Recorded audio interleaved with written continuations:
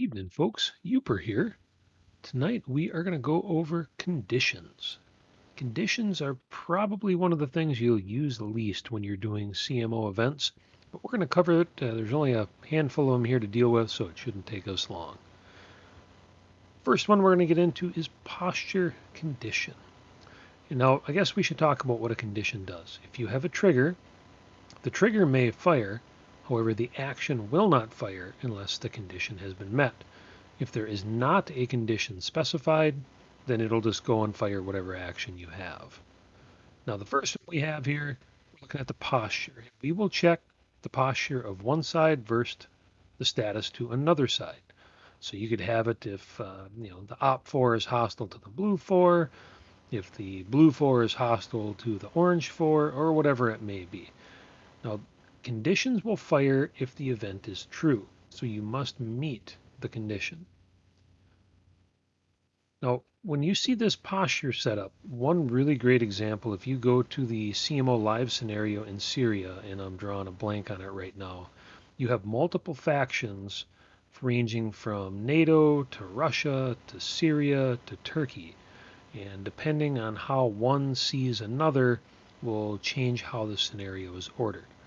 And it can make a really unique system when you have all kinds of people playing off each other. Next one, we have the scenario started condition. Only one option here. Either it has started or it's not started. I've never used this one to occur before. I think what it could be used for is, say you wanted to have something the player can make as a choice. And you want them to have that choice before the match has begun. Maybe they're selecting a weapon system or a starting location or something like that.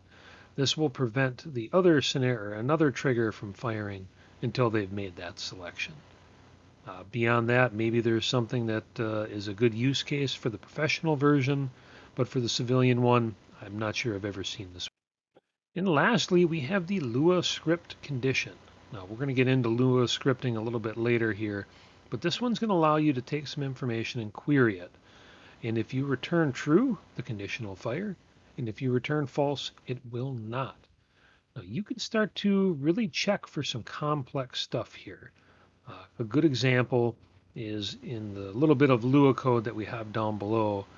We're getting the unit that triggered the trigger, and then we're getting the altitude from that unit. We're comparing it to a value, and then if it meets that requirement, we return true, else we return false.